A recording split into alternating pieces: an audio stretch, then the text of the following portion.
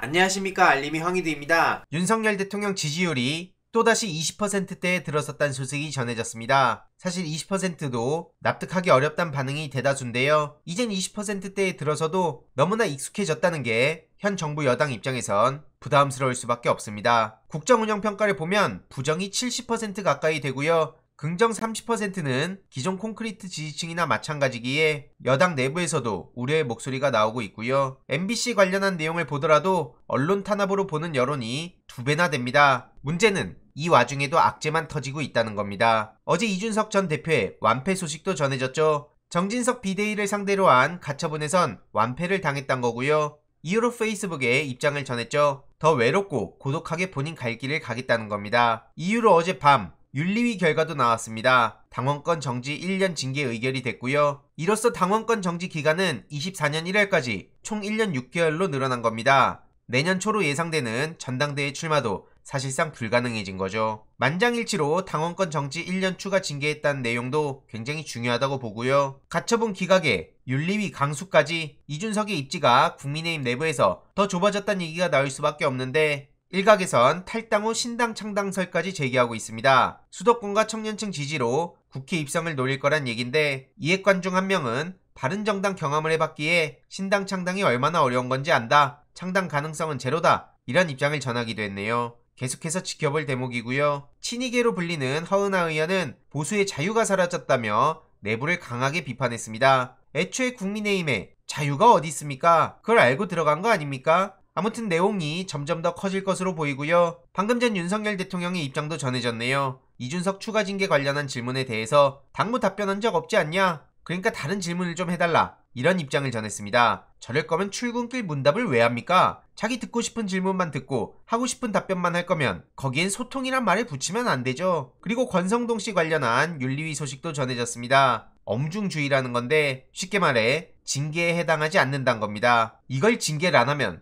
뭐 어쩌자는 겁니까? 이러니 국민의힘이 도로 새누리당이란 얘기를 듣는 거 아니겠습니까? 최근에도 MBC에는 조작 타령을 하고 MBC 민영화 타령을 하고 권성동 씨가 입을 열 때마다 지지율이 계속해서 떨어지는 것 같습니다. 더 나아가 여기에 함께했던 기자들도 저렇게 하하호호하는 분위기가 많은 시민들의 눈살을 찌푸리기도 했는데요. 갈 길이 참 멀다는 생각밖에 안 듭니다. 그리고 윤석열 차 관련해서 원작자로 꼽히는 영국 만평가 스티브 브라이트가 절대 표절이 아니란 입장을 밝혔습니다. 학생은 어떤 식으로도 제 작품을 표절하지 않았다. 유사점이 있다면 우연의 일치일 뿐이다. 학생은 잘못한 게 전혀 없고 그의 펜과 붓을 사용하는 실력은 칭찬받아야 한다. 이렇게 설명하기도 했고요. 컨셉은 유사하지만 이는 표절과 완전 다른 아이디어다 라고도 강조했습니다. 그래서 정부에 대한 풍자를 저런 식으로 억압해선 안 된다는 입장을 전한 거고요. 이로써 국민의힘이 더 난감해진 상황이죠. 오죽하면 여당 내부에서도 긁어부스럼이란 얘기까지 나올 정도입니다. 국민의힘 한 중진 의원은 만화까지 간섭하는 모양새를 만들어서 논란을 더 키웠다고 내부를 비판했고요. 안 그래도 꼰대 이미지가 강해지고 있는데 이번 사건으로 젊은 층이 더 실망할 수 있다는 우려까지 나왔습니다. 참고로 한 여론조사에는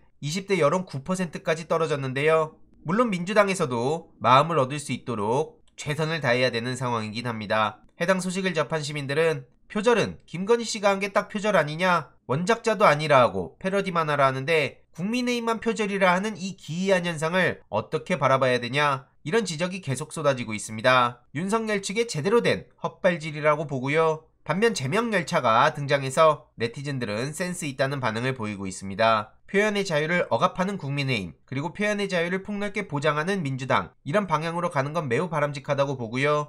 민영화도 반드시 막겠다는 의지를 보이고 있죠. 이런 와중에 한동훈 장관이 또 황당한 소리라고 나섰습니다. 윤석열차 관련해서 본인이 심사위원이었으면 상 줘서 응원하진 않았을 거라는 건데, 그래서 어제 저도 이런 질문을 남겼죠. 본인이 김건희 논문 심사위원이었으면 어떻게 했을 겁니까? 이에 대해 한동훈 장관은 절대 답변을 할 수 없을 겁니다. 이렇게 궤변이나 늘어놓으면서 시간 끌고 논점을 흐트리려고 하겠죠. 어제도 이탄희 의원에게 제대로 참교육 당했는데요. 장학 퀴즈 하듯이 물어보면 어떡하냐? 사전에 질문지를 달라. 이런 식으로 주장한 거고요. 이에 이탄희 의원은 이미 7월 28일에 질문드린 내용이다 라면서 이렇게 헛웃음을 지었습니다. 해당 영상을 보신 분들은 아시겠지만 한동훈 장관이 당황하고 흥분한 모습을 보이는데요. 이탄희 의원을 볼 때마다 저렇게 벌벌 떠는 것 같은 건 기분 탓일까요? 많은 시민들도 비슷하게 생각하는 것 같습니다. 이탄희 앞에만 서면 항상 한동훈은 작아진다. 7월 이후로 그동안 뭐 했냐? 이런 비판도 쏟아지고 있고요. 국회에 나와서 저렇게 신경전만 벌이면 한동훈 장관은 뭐라도 되는 줄 아나 본데 오히려 그게 고스란히 현 정부의 리스크로 이어지는 겁니다. 게다가 질병청장의 태도에도 여야가 뿔났다는 소식도 전해지고 있는데요. 답변 태도를 두고 강하게 질타를 받은 겁니다.